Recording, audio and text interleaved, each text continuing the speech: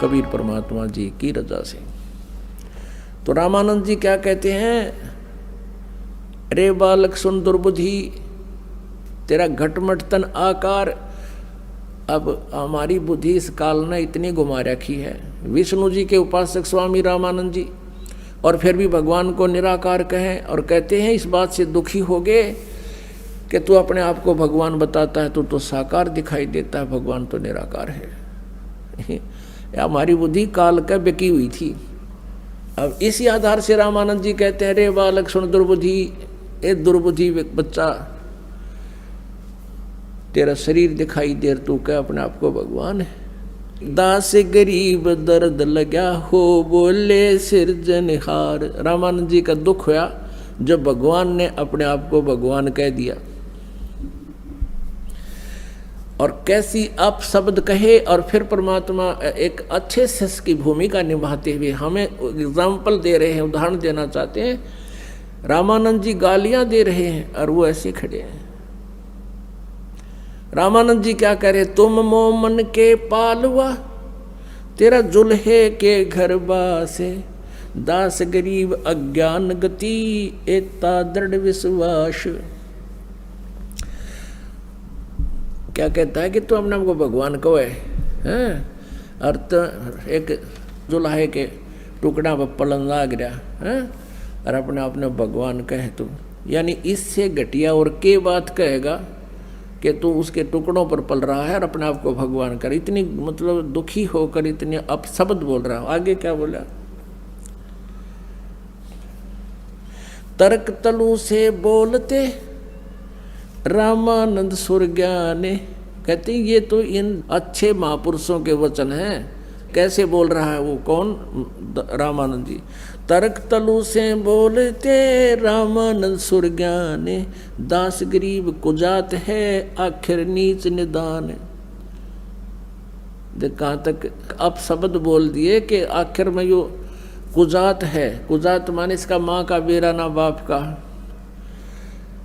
No कह रहे Kujat जिसकी जाति से का पूरा पता ना हो, और आखिर नीच निदान। कहते तो बिल्कुल नीच है, इसीलिए तो अपने आप को भगवान कह रहा है।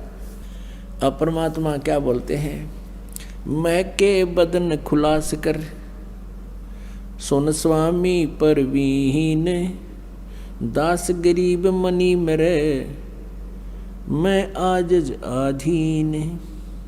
वो तो गाली दे रहे हैं और परमात्मा विनम्रता से और खुश होकर कह रहे हैं, मैं अवगत गत से परे और चार वेद से दूरे, दास गरीब दसों दिशा में सकल सिंध भरपूरे।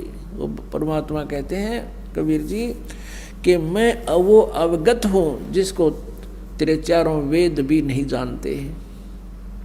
वेद भी आखिर में ये कह देते हैं नेति नेति नेति, न इति न इति, के हम जो बता रहे हैं परमात्मा की महिमा या कंप्लीट फाइनल नहीं है।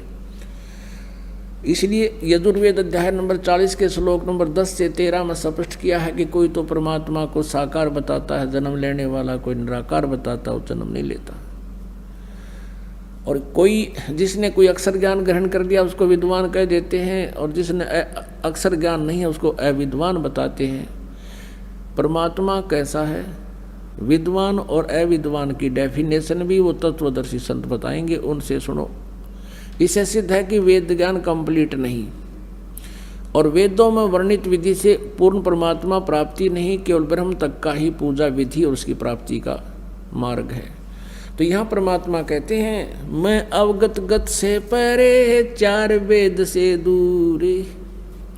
चार वेदों में लिखी जो महिमा वो तो है तो मेरी, लेकिन उसको पा नहीं सकता मैं, मुझे नहीं पाया जा सकता।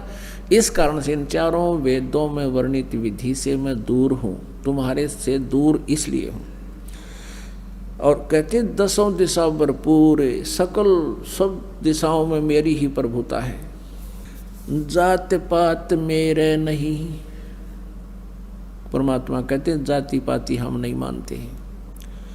और बस्ती है बिन थाम, हमारी जो सतलोक है उसका कोई आधार नहीं, वो अपने आप हमारी वचन से रुके हुआ है। दास गरीब अनिन गति तन मेरा बिन चाम। मेरा शरीर तुम्हारे जैसा चाम का बना हुआ नहीं है। शरीर है शुक्रम कायम ऐसा नाविरम स्वयंभू परिभू परमात्मा कबीर मनीषी।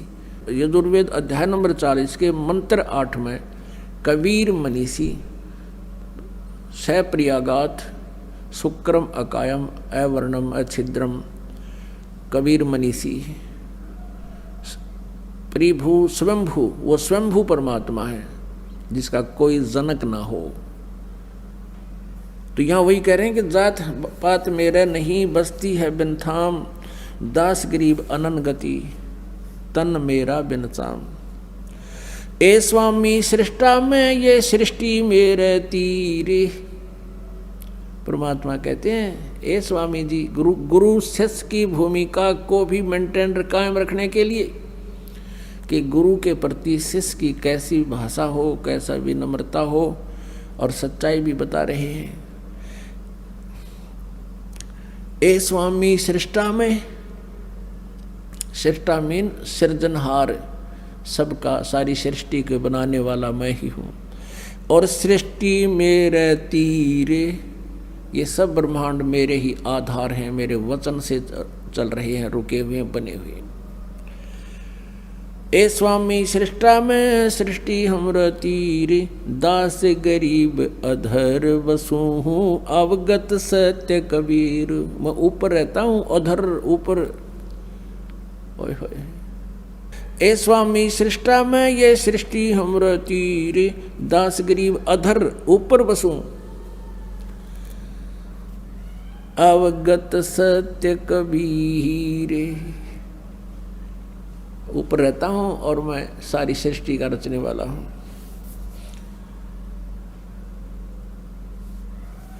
सुन रामानंद राम में मैं बावन नरसिंह दास गरीब सर्व कला में मैं ही व्यापक सर्वंग।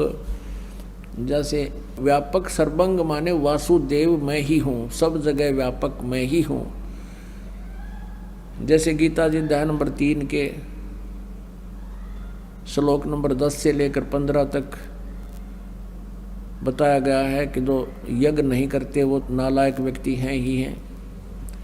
यज्ञ करो, धार्मिक अनुष्ठान करो, लेकिन पूर्ण परमात्मा परम अक्षर ब्रह्म उस सर्वगतम ब्रह्म को पूज्य मानकर, इष्ट मानकर पूजा करो।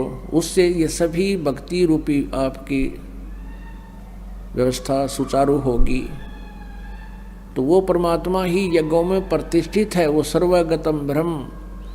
तो कहते हैं वो मैं ही हूँ जो सभी यज्ञों में पूज्य हूँ। मैं रोवत हूँ सृष्टि को ये सृष्टि रोवे मोहे गरीबदास हमरे वियोग को समझ न सकता कोई। मैं रोवत हूँ सृष्टि को ये सृष्टि रोवत मोहे गरीबदास इस वियोग को बूझे और न कोई। मैं ही बूझूं मैं ही कहूँ हम ही किया वियोगे दास गरीब गलतान हम शब्द हमारा भोगे। चारों युगन में हम फिरे मैं आऊं मैं जाऊं गरीब दास गुरु भेद से लखो हमारी ठाव। कहते हैं कि सतगुरु से पूर्ण संत से मेरा स्थान को समझो जहां मैं रहता हूं। जेता अंजन आंजिए चश्मों में चमकनते गरीबदास हरि भक्ति बिन माल बाल जो जंत। अपनात्मा क्योंकि सत्संग के माध्यम से इतना विस्तार होता है, क्योंकि ये ज्ञान इतना अज्ञान बना रखा था, इसको समझाने सुलझाने में बहुत समय लगता है। 2 घंटे ऐसे जाते हैं जैसे 2 मिनट हुई हों और प्रकरण जो का त्यों ही रह जाता है, क्योंकि अज्ञान आधार से हम इतने परिपूर्ण हो चुके हैं। उस ज्ञान को हटा करके फिर ज्ञान प्रवेश किया जाता है। जैसे पहले किसी ने गलत पेंट कर रखा है नकली, उसको उतारने के लिए रेगमार लगाना पड़ता है, वह मेहनत एक्स्ट्रा और होगी और उसके बाद फिर पेंट किया जाता है। अगर उस पहले वाले पेंट को अच्छी तरह नहीं उतारा जाए तो फिर ओरिजिनल पेंट उस पर रुके नहीं। इसलिए ये उदाहरण, ये ज्ञान बार बार रह रहकर बताया जाता है, तब ये हमारा परमात्मा का ज्ञान आपके ऊपर ठहरेगा।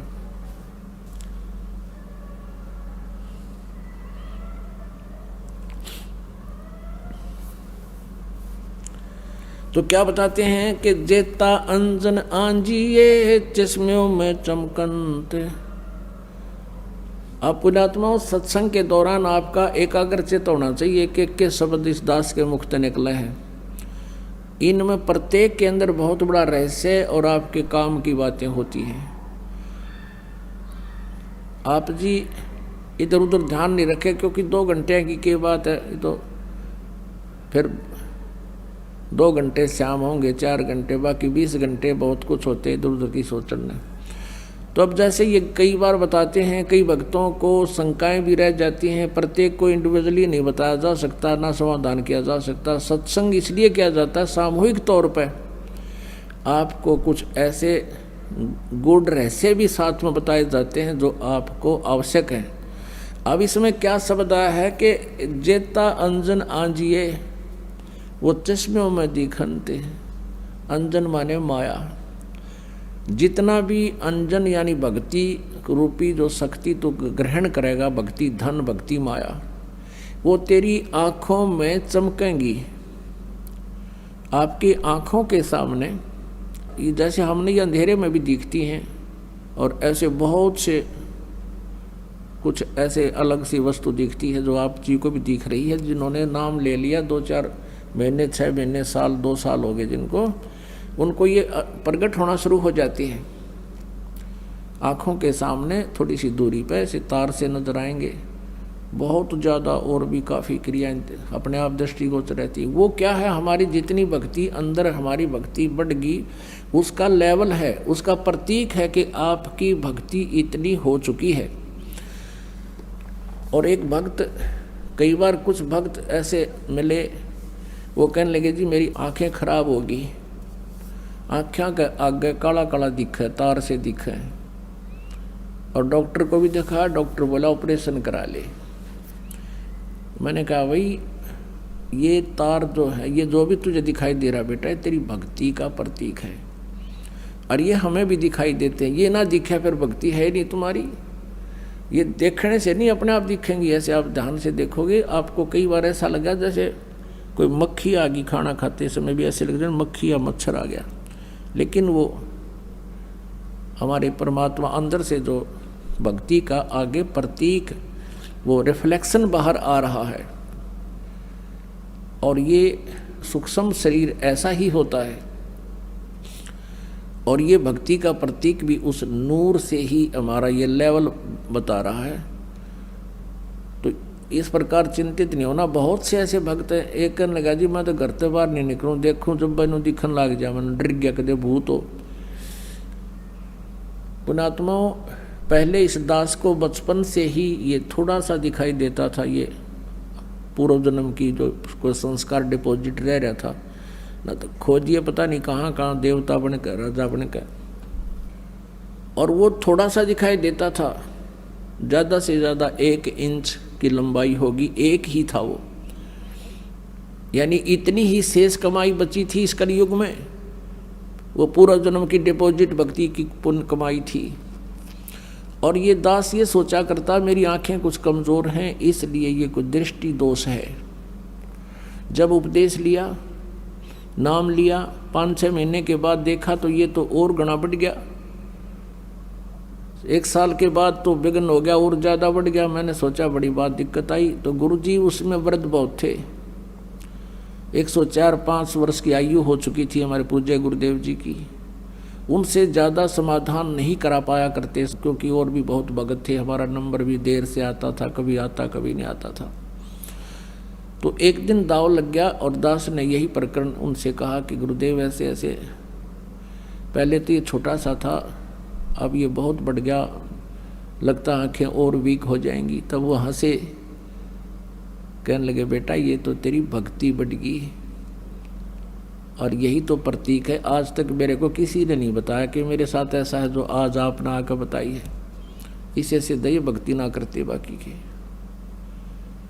और ऐसा ही था उनके पास, कोई माया मांगना होता, कोई बेटे मांगना आया करता, कोई कार कोई ठीक, और वहाँ भी नाम ले लेते और फिर माता ही घंटी बजाते, विष्णु देवी पर भी जाते वह सारे है थारा ईब समझ माई होता कर्म बिगाड़ देते। ठीक है ना, उन्हें कुछ दिखा था और क्या दिखना था। अब रामानंद जी ने सोचा भाई यो छोटा सा बच्चा बात करे इसी काटे की कि मेरी छाती में लगे हैं, ये आत्मा में ठेस पहुंच रही है, बहुत कॉन्फिडेंस से बोल रहा है। परमात्मा कहते हैं गोता लाऊं स्वर्ग में मैं जा बैठूं पाताले। कबीर साहब कहते हैं, गरीबदास जी उसको बता रहे हैं, गरीबदास ढूंढता फिरूं हूँ हीरे माणिक लाल।